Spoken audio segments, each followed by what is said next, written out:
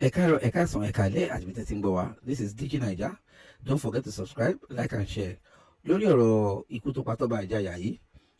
arákùnrin tí à ń wò lórí àwòrán yìí, ó ní àwọn èèyàn ti gbé ìgbésẹ̀ lóríṣiríṣi o láti lépa ẹ̀mí òun. Torí ẹ̀ náà yẹ bẹ̀rẹ̀ sí ń fi ohun oríṣiríṣi ránṣẹ́ sí i. Ó dẹ̀ ní MC Olúọmọ ti fárígá sí pé wọ́n láti ṣe investigation gbóhùn ò ní gbà ibi tí ìṣẹ̀lẹ̀ yìí ti wá talent tó rán iṣẹ́ yìí tó ń fi pa Tọ́ba Ìjayà. Bẹ́ẹ̀ dẹ̀ ló fohùn ránṣẹ́ sí gbogbo àwọn tó ti ń sá lọ káàkiri. Ó ní àwọn ọmọ ẹgbẹ́ union míì ti ń sá lọ báyìí o. Àwa máa àwọn tó ń sá lọ because kò tí ì dárúkọ àwọn èèyàn kankan. Bọ̀ tẹ́ bá gbọ́ nínú àwọn ọ̀rọ̀ ẹ̀, ó fi ń yé yín dájú pé àwọn kan wà tí wọ́n ti ń sá lọ. Ó dẹ̀ ní àwọn ọlọ́pàá ti bẹ̀rẹ̀ iṣẹ́ takuntakun nípa ẹni tó pa Tọ́ba Ìjayà. Ó ní MC Olúọmọ fúnra rẹ̀ gangan ti fariya yánnayànna pé sẹ́ wọ́n láti wọ ẹni tó pa MC. Ẹgbẹ́ ìjà àjọpọ̀ ẹ̀kúnrẹ́rẹ́ àlàyé ìlẹ́nu arákùnrin because ó tú pẹ̀rẹ̀pẹ̀rẹ̀ ọ̀rọ̀ lórí àwọn tó ń fi ìtàn sábẹ́ tó ń tu ẹ̀jẹ̀ jáde tí yẹ pé àwọn ni wọ́n wà ní ọ̀rọ̀ yìí but àti sójú abẹ ní kò ẹja àjọpọ̀ lẹ́nu ẹ̀. Ọlọ́run á mú gbogbo yín ẹ mọ́ra yín o ẹ̀yin gangan ẹ̀yin ẹ mọ́ra yín Ọlọ́run dẹ̀ ti mú yín á mú gbogbo yín wò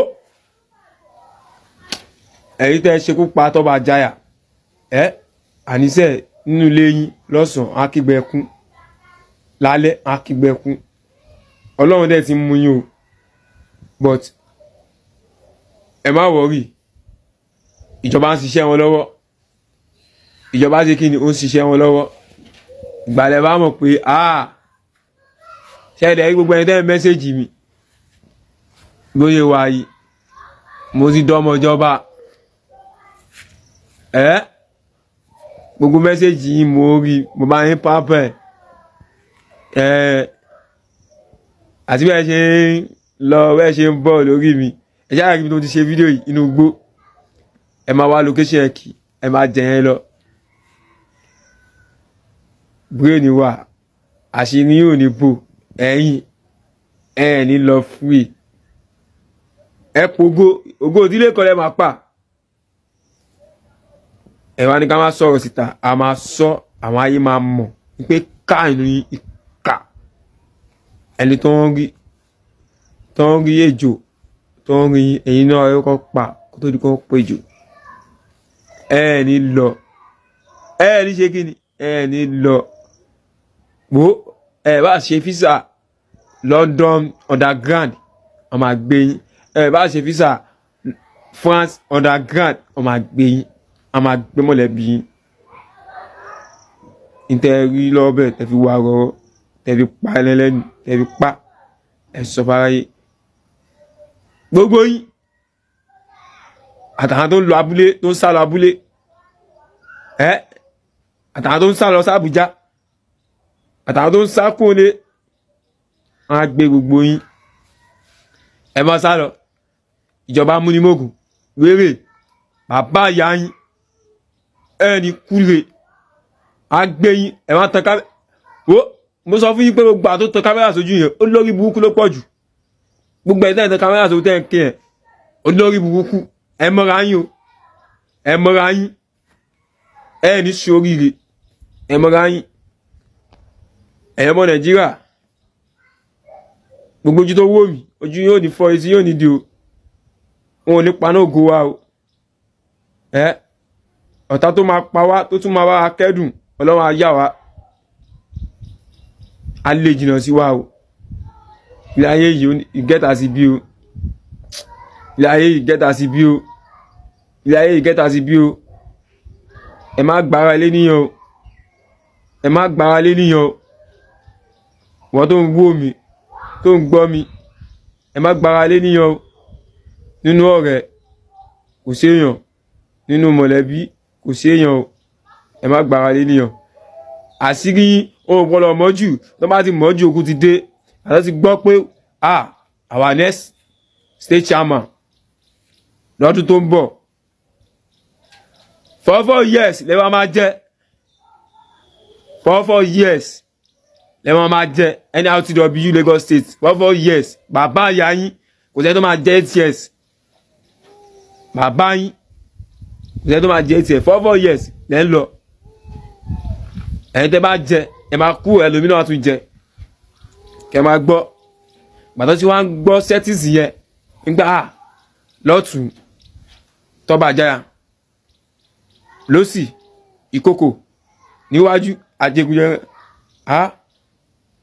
bàbá èkó níwájú bàbá yín ní mọ́pò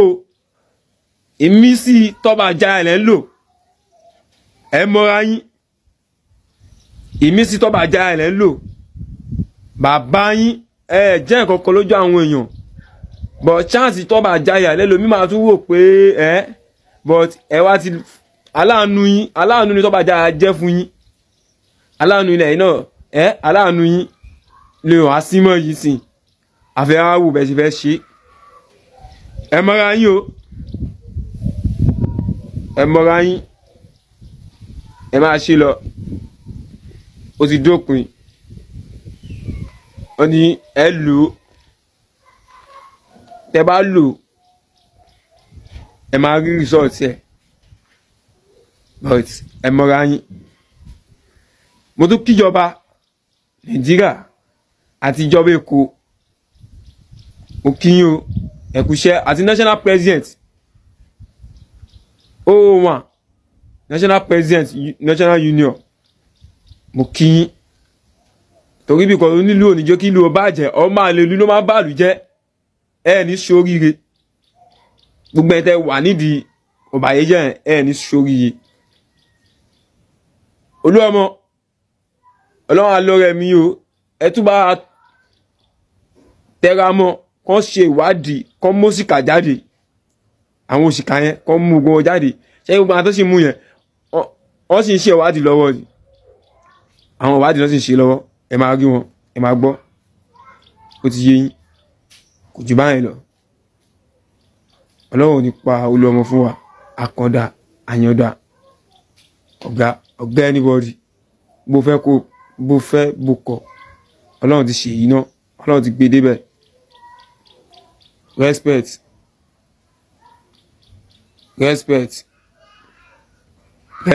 Nigeria police respect mo sọ tíjọba bá fẹ́ ṣiṣẹ́ wọn máa ṣiṣẹ́ wọn ṣe rí ẹ̀jì tá a tẹ̀ ní lọ́wọ́lọ́wọ́ yìí ìwọ ọlọ́pàá kan tó bá rọra àìjì yóò ṣeré o Ọlọ́run adé alọ́rẹ̀mí àìjì Ọlọ́run alọ́rẹ̀mí ìsà ọmọ yìí ò ní di ọmọ ọlọ́mọ o ọ̀dẹ̀ kí CP Lagos State náà àná sì yẹ takuntakun no ẹni kẹ́yìn bá ṣe káyìn tó bá ṣe dáadáa máa pariwo bẹ́ẹ̀ ọmọ ìlú ni wá citizen ni wá but wọ́n ṣiṣẹ́ takuntakun Ọlọ́run á jẹ́ kí kẹgbóríyìn ẹ pẹ́ ẹ̀dẹ̀ máa pẹ́ lórí ẹ̀ ṣégun